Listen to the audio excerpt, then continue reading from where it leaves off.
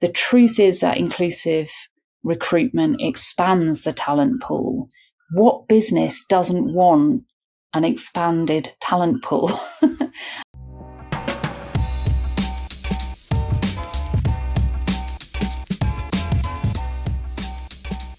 My name is Katharina, and I'm the Community and Event Manager at Equalture, a company that is on a mission to shape the world of unbiased hiring. Welcome to the Oops, I'm Biased podcast.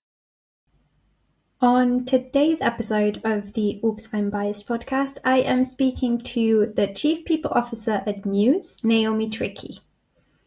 As you know, in this new series on this podcast, I interview HR and talent acquisition leaders on their best practices in unbiased, inclusive, and objective recruitment. And today's no different. So Naomi's going to share with us her best practices on inclusive recruitment. We're also going to cover her personal approach to inclusive recruitment, why it is so important, what it means to a company, what the recruitment strategy looks like at Mews, her view on diversity metrics, what metrics are good to use and what other ones might be helpful to enter the conversation, but might not be as helpful in the actual implementing. Lastly, we're also going to cover inclusive interviews and unbiased interviews, as well as how talent communities and the Mews community make for a more diverse workforce when we talk about inclusive recruitment. And lastly, Naomi's going to share with us a bit about Mews's solutions for hiring inclusively, and she's also going to share some best practices and tips that you can implement tomorrow to make your own process more inclusive. Now, without further ado, I really hope you enjoy this episode. All right, a very warm welcome to Naomi Trickey. I am going to speak to her today about inclusive recruitment. As you all know, we have this new series on our podcast where I interview leaders in the HR and talent acquisition space about their best practices in unbiased, inclusive, and objective recruitment. So I'm very excited to be speaking to you, Naomi. Welcome to the podcast. Thank you very much. It's really lovely to be here. Before we dive into the questions, I would love for you to give a quick introduction to yourself and your expertise in the people space, if you may. I'm still one of those people that can't quite believe that I'm described as having expertise. So thank you for that. That's very kind of you. So I've been working in technology since the 90s in a variety of different contexts, and I've worked in all sorts of different roles, from product manager to sales manager to now people person. And I've been in the people space for nearly 10 years. When I first became a chief people officer, and I've been at Mews since the beginning of this year, and I run a team of about 40 people across the full spectrum of the people work, really. So that includes obviously recruitment and onboarding, but also HRBPs and learning and development. Right. Thank you so much for that introduction. If I can ask a quick follow-up, what made you want to go and pursue the people profession in the first place? It was instinct, actually. So I was working at a SaaS company 5 SaaS companies ago, and I was running a revenue team for EMEA for them, and an opportunity came up, an opening came up for the chief people officer role. And I asked the CEO if he would consider me for the position. And he did, and he gave me the role, and then that was it. And so I have him to thank for taking a chance on me, because I'd never done the work, this kind of work before. However, once I started doing the work, I realized it was the kind of work that I was sort of born to do. And it feels very natural for me. And all the learning that I've done on the job has just vindicated that moment of hustle that I did, where I took the opportunity that was in front of me, and I don't regret it for a single second. Yeah, I can imagine. I think it's such a rewarding profession in any sense of the word. It really is, and it's just what I always say is it's a real honour to do this work. You know, you are our currency as people leaders is trust, which is just such an extraordinary thing when you think about it, and it's just an opportunity to support people, to remove the friction in the business, to that prevents people from doing great work.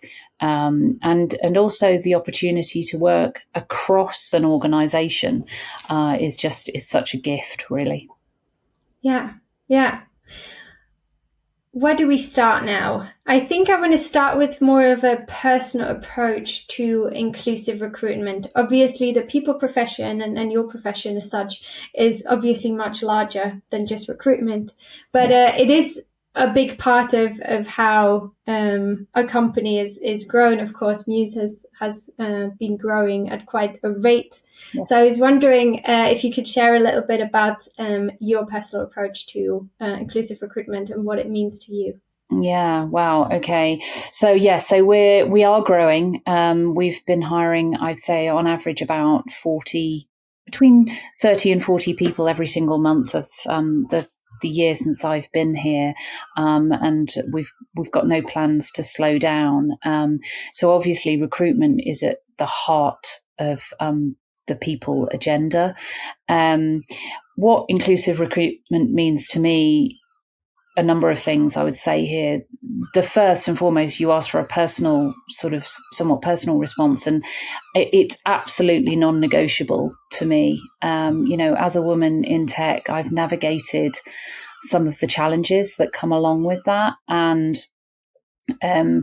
I've been given and taken opportunities, as I described in my intro, that I'm very grateful to have had exposure to, but not everyone has that exposure.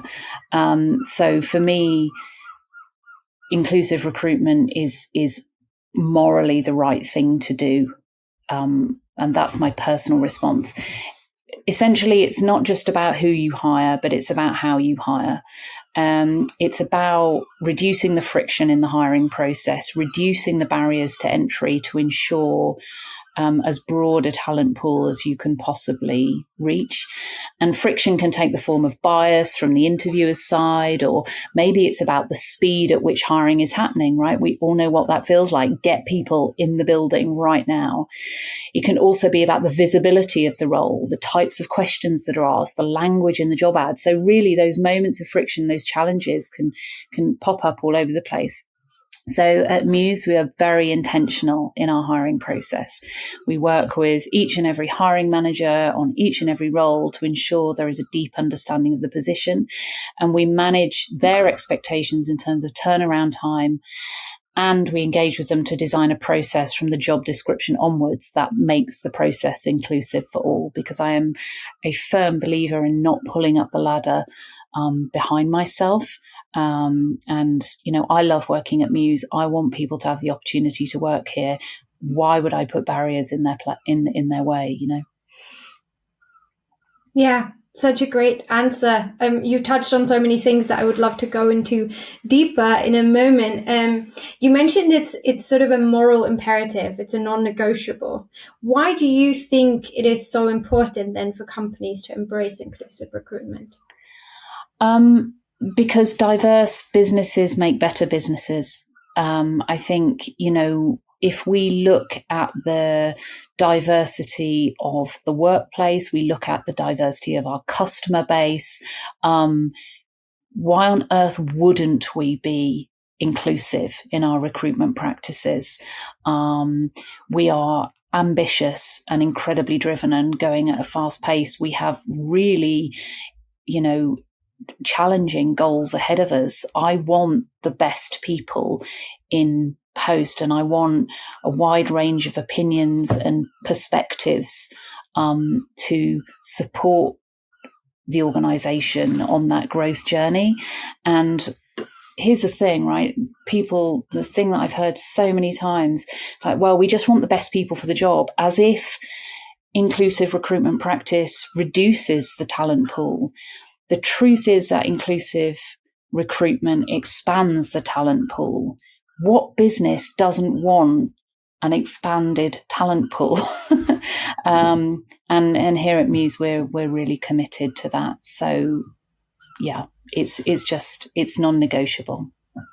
Yeah, it's you speak to such a great point here. I think you hear that a lot in the pushback when people talk about, well, D&I, it's a nice to have. It's sort of it's sort of, we can put it on the agenda for the next year and then we can see where it leads us. But it's so true what you say. In being inclusive and focusing on D&I in recruitment, you're just opening the space that people can take from all walks of life and really find the people that fit the company the best. So why not be inclusive indeed? Yeah, absolutely. Yeah. It's about sometimes I've found increasingly with matters of diversity and inclusion, two things. One, it's really helpful sometimes just to challenge the premise of the question that you're being asked. And the second thing that I quite enjoy doing, I have to say, is flipping the question as I just did. Because the world has changed and we have this opportunity to make it better. And I choose on behalf of my team to make the world better. That's what I'm here to do. And I think with all of the challenges that we're seeing in said, whatever challenge it is, I think it's so important that we all assume our responsibility in this, in making the world more equitable and more inclusive, yes. So everyone can have an equal chance and have an equal opportunity. Indeed. Yeah, no, absolutely. I don't think that for me it is, there's an intellectual and a business reason, a set of intellectual and business reasons, but there is also a very strong moral driver here. Yeah. I'd love to tap a little bit into the recruitment strategy at Mews. Could you give me an overview of what that looks like? Yeah, sure. So we have a strong internal recruitment team. So currently 12 recruiters and then managers on top of that. And in summary, we present ourselves honestly, we invest in structured processes, and we constantly iterate and improve on those processes. So because I'm fortunate to have that internal team, we hire the vast majority of our hiring internally, which I find really supports our employer brand, which, anyone who's seen us on LinkedIn in pink jumpsuits knows is very, very strong. But it also gives us a really healthy and helpful degree of control over the processes. So what that means is that we can set standards and we know that they're being adhered to. So we have the team split into pods and they cover different functional areas, but they can also work together and share best practice and ideas. And all of the leadership team are also very engaged in hiring. And I think that's an important part of our strategy. So we're very present on LinkedIn from the CEO and founder down. And this gives us a presence to sort of build on and create talent communities around. Sorry, my dog's joining in. And we're incredibly sort of conscious of diversity, really, but we bring it onto the agenda from the moment we start recruiting with a heavy sourcing focus. So that is also, sourcing is a very important part of our strategy. And then we structure our interviews to reduce the bias, and we use demographic and candidate experience data really to sort of highlight areas for improvement, use tools like MetaView to coach interviewers, drive consistency. And the other thing I sort of wanted to say at this point really is that all of our roles are published internally. So we are strong advocates in terms of growing and developing our people, because we believe that work should and can be transformative. And part of that, an integral part of that, is the opportunity for internal development. So that's a little sort of flavour of our strategy. Yeah, I see a lot of forces sort of coming together and working together. On the one hand, that strong internal team, educating interviewers, I suppose also hiring managers to figure out, okay, what's key for this role. Strong leadership that's also involved. I think that's a big one if it comes to, well, any D&I topic in recruitment. I think as long as you have leadership on board, then you can already make strides in whatever direction you want to make. Yeah, it's a gift, the leadership, my leadership, sort of my bosses, Matt and Richard, but also my peers. are all firmly committed, and we have, a female CFO, a female CMO. We have me. We have quite a wide range, age range in the leadership team as well. We're making some strides, and that very much helps for lots of reasons. One of which is, of course, my team and I aren't doing this in a isolation, but also because it talks to authenticity. Like, candidates know if you're spinning them a line, right? And we've all been there where we've had to sort of toe the party line, and yes, of course, the people team working close partnership with the CEO, and whereas actually, one of the joys of my job at Mews is I really am aligned with Matt and Richard in terms of the culture that they've built, and how we continue to grow and develop that culture, and diversity of thought, diversity of representation are very much at the heart of that. Yeah. It's not an easy thing to do, as you mentioned. There's a lot of companies who preach what they're not sort of practicing. I think that's a big problem in that space. So it's always great to hear from people who work at companies who really, seem to have figured out a way to work together and to be aligned, working towards the same goals. That's always great to hear.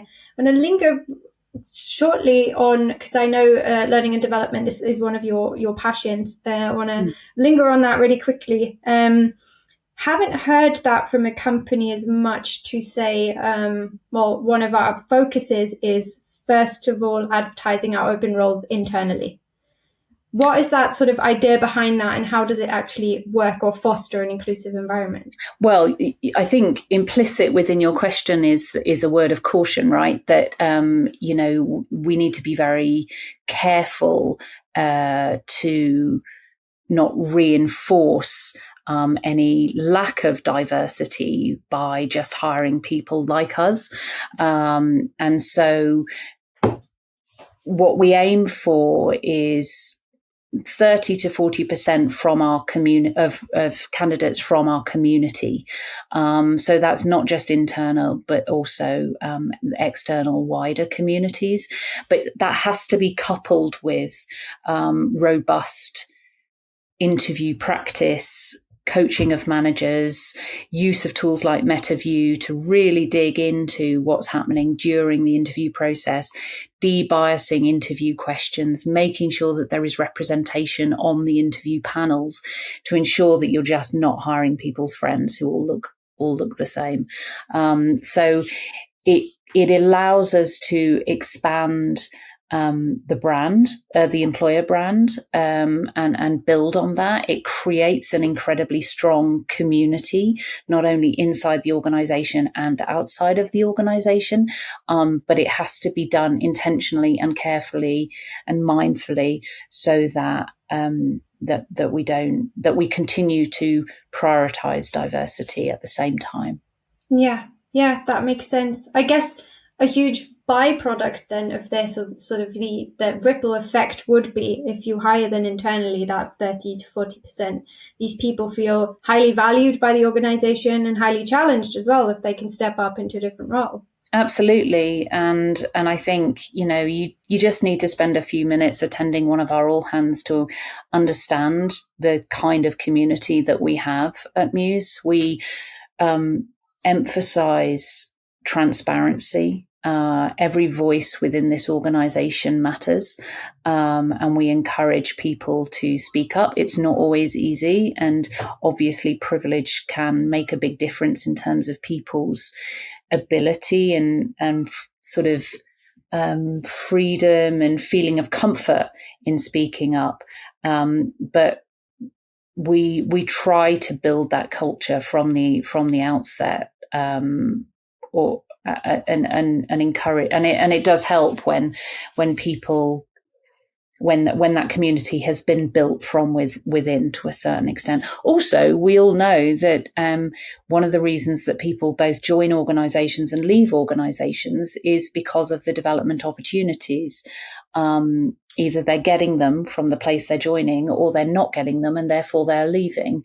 And so being able to genuinely say Mews is a place where you can build a career is an incredibly powerful message, especially when the market is so volatile. And the way in which I describe it is I have seen over the last sort of 3 years or so a renegotiation of the social contract, with the power dynamic shifting almost continually between the employer and the employee.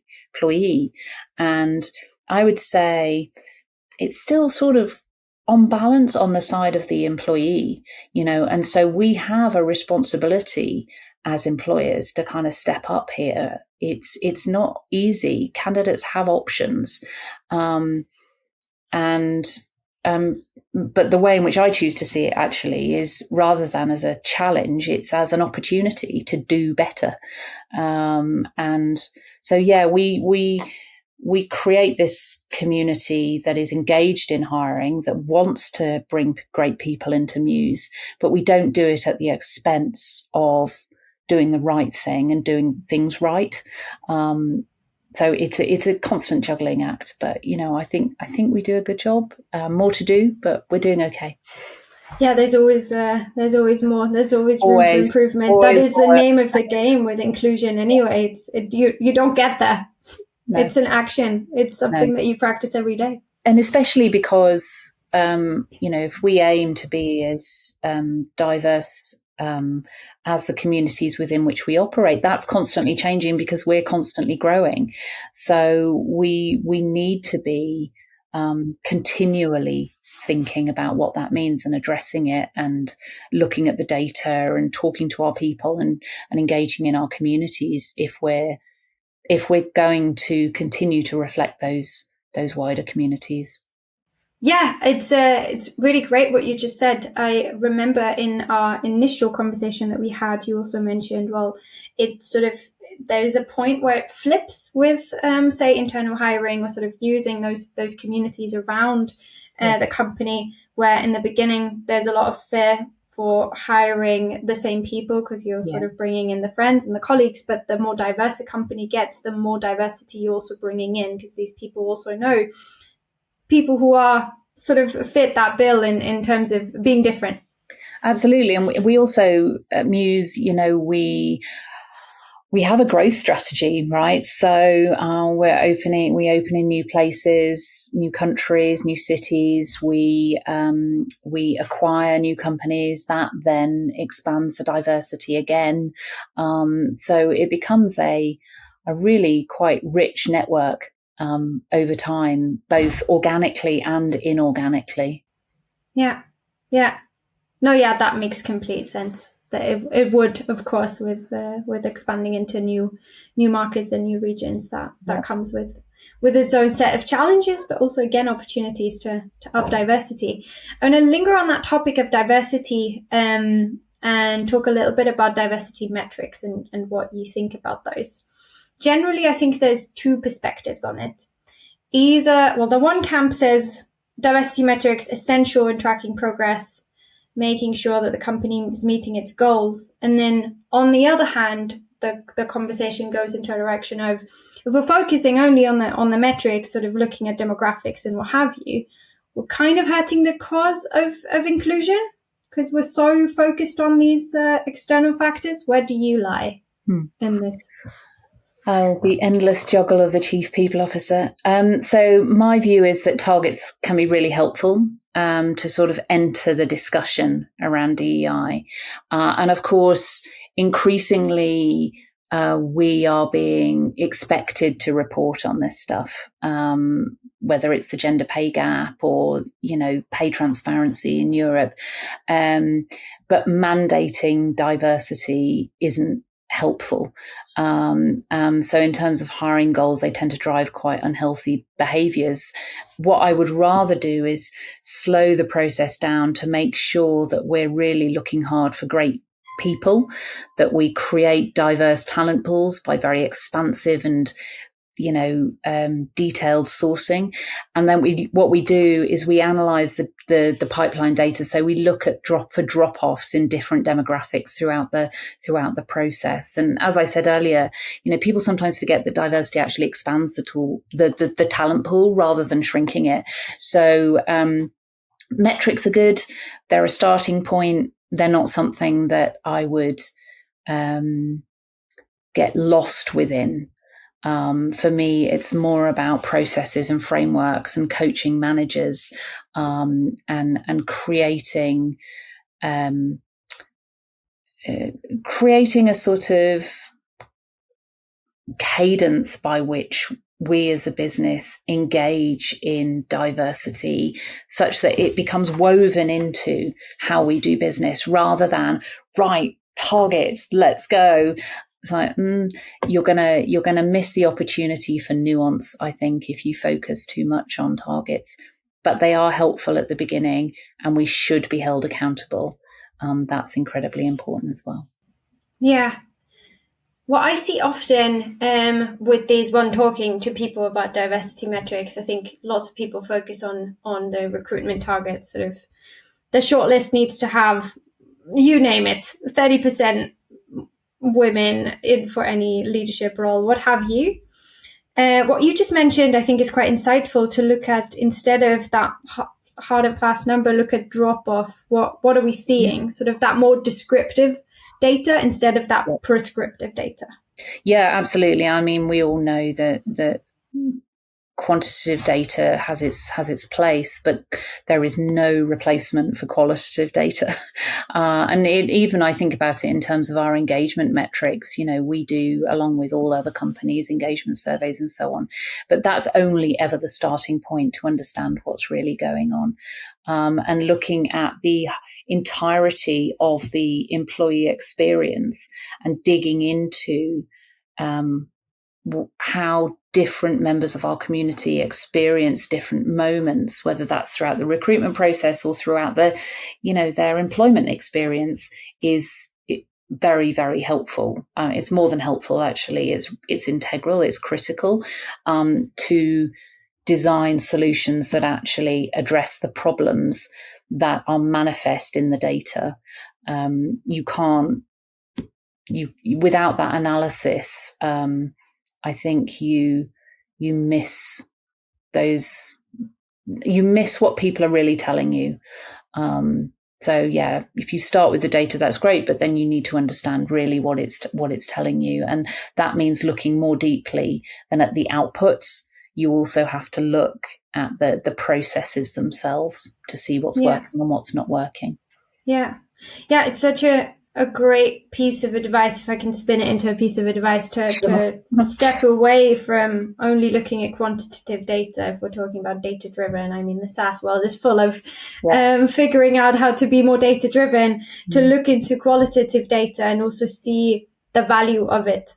Because a simple, I mean, you name it, an exit interview can tell you so much about their experience, that single data point of this person left in October can't really tell you much about.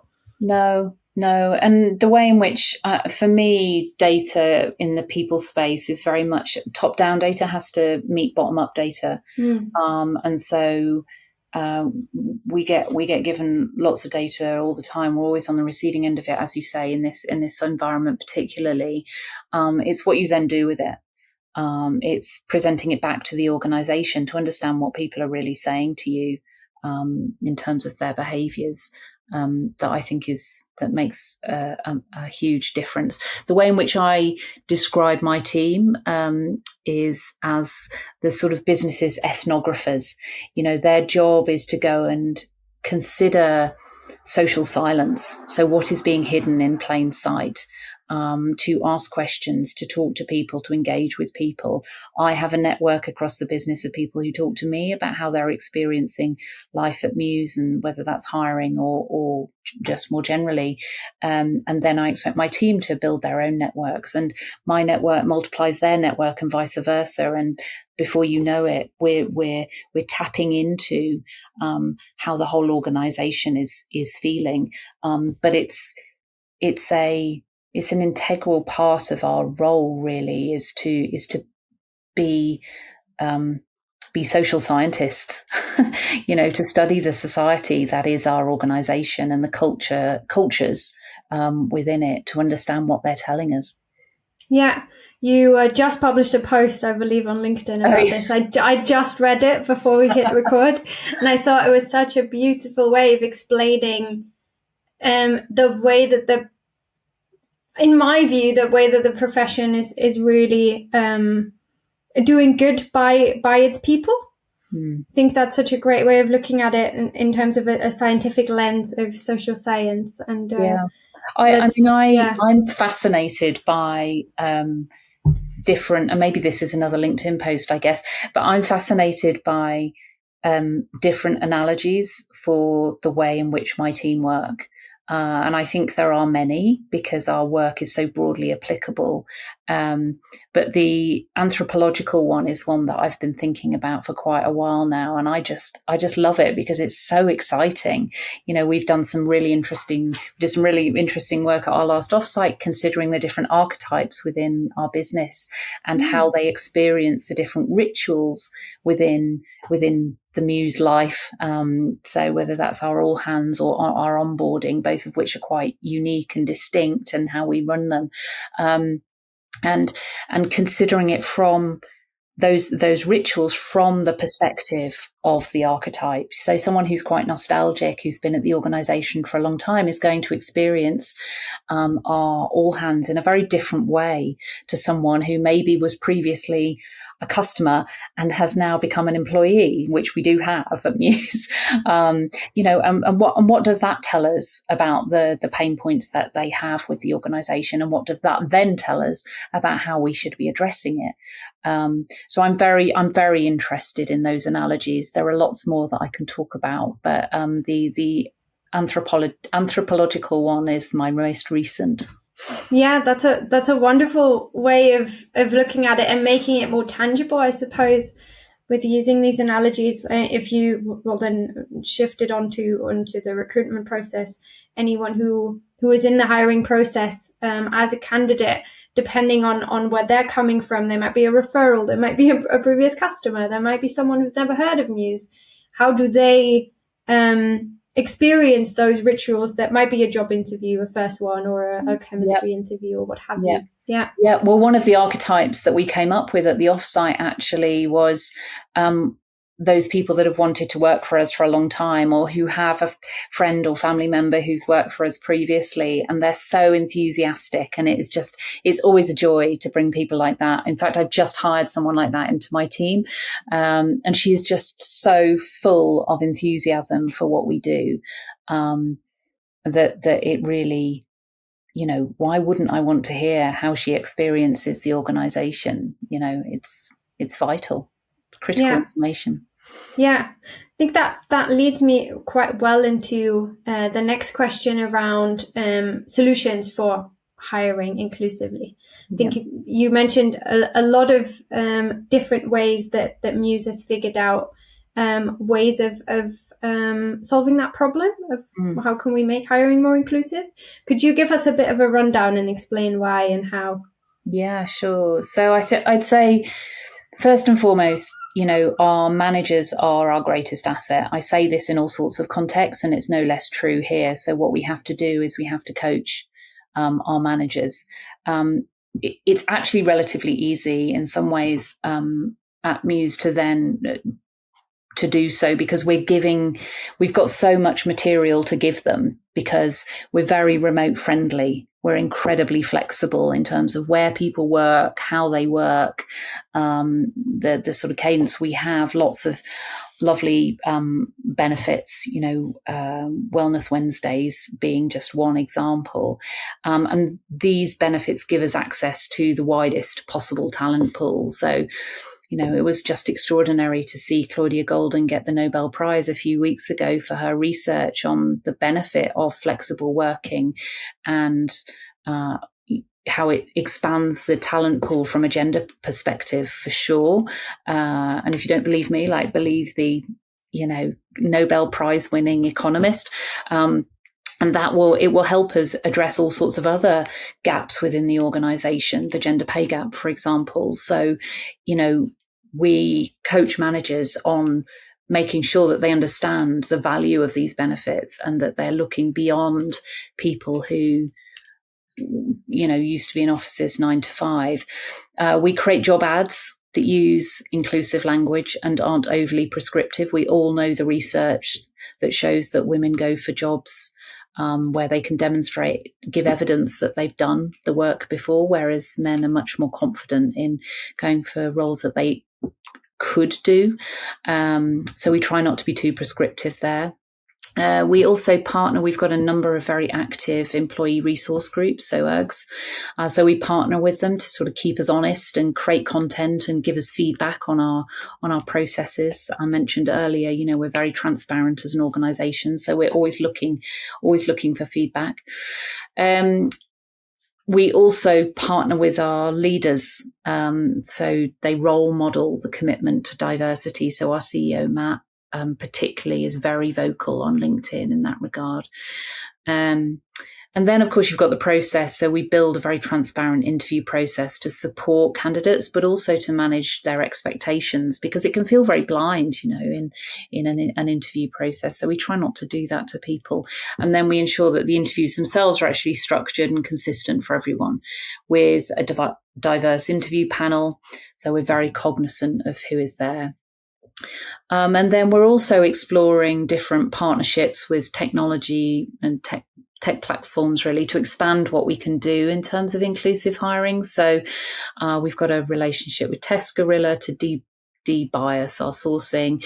We work with MetaView. We absolutely love MetaView. But honestly, the other thing that sort of people often forget the importance of is slowing down. That can be the hardest thing. We are hiring a lot of people very quickly, and Mews, we have a kind of a cadence of working, which I think people sometimes find really quite startling. And we've just started using Loom a lot internally. And our standard practice is to listen to all Looms on 1.2 speed. And my partner overheard me listening to something a few days ago, and it's like, why is that man speaking so quickly? I was like, that's kind of how we do it here. He's like, seriously?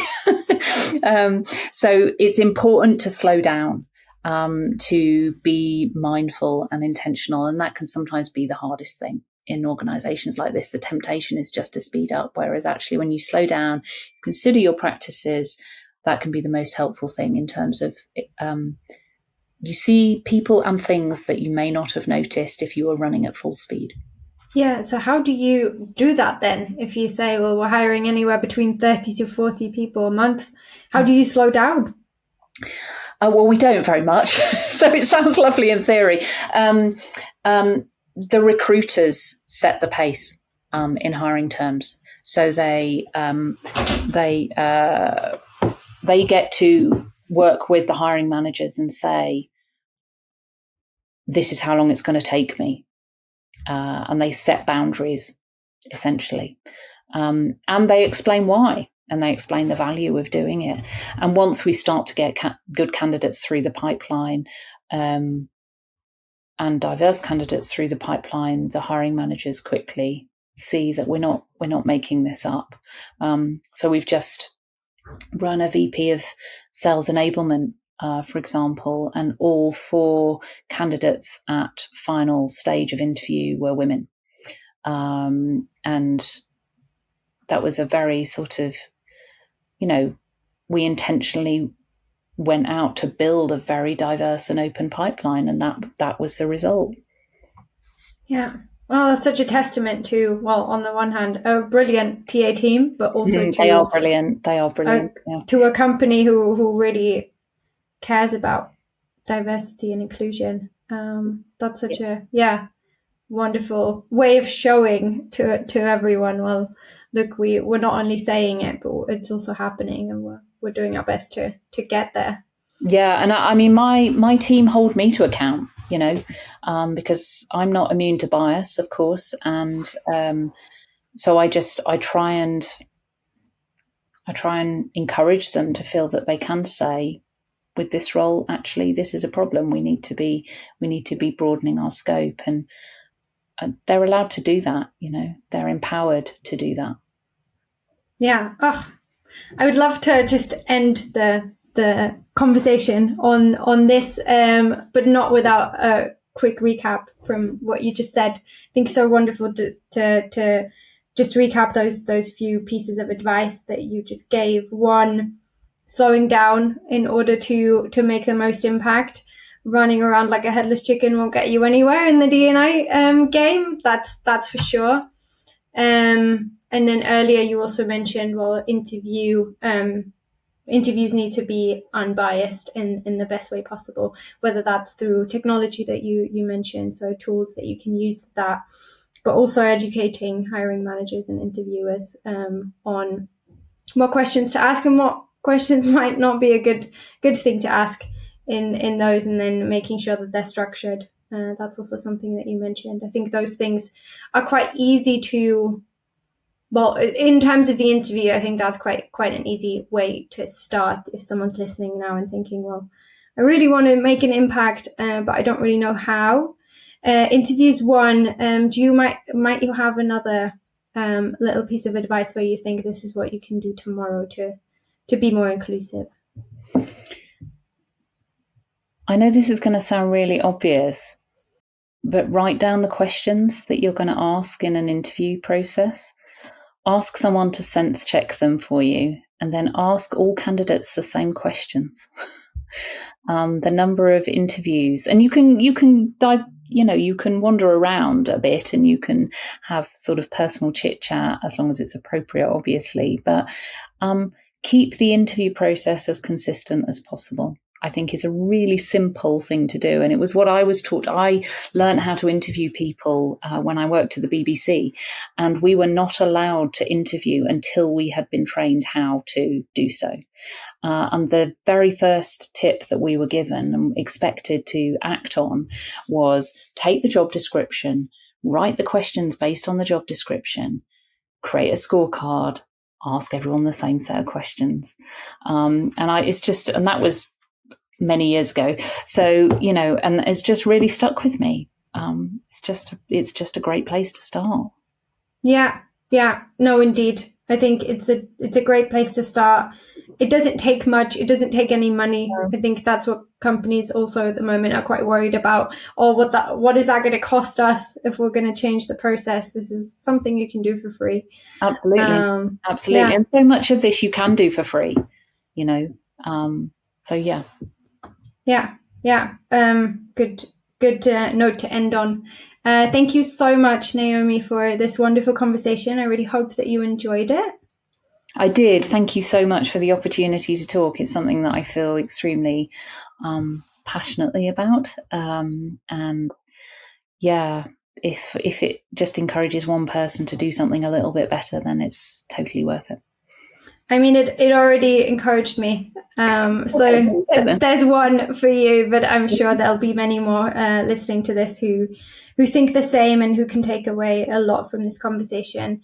If nothing else, that little piece for the interview or that inspiration to do better, because it's a moral imperative, as you say, to be more inclusive. Thank you again for joining us. It's been a pleasure and an honor to talk to you and to hear about your expertise. For everyone who listened today, thank you so much for tuning in again. I hope to see you and hear you in the next one. And until then, have a good time. And thank you for listening. Goodbye. Thank you.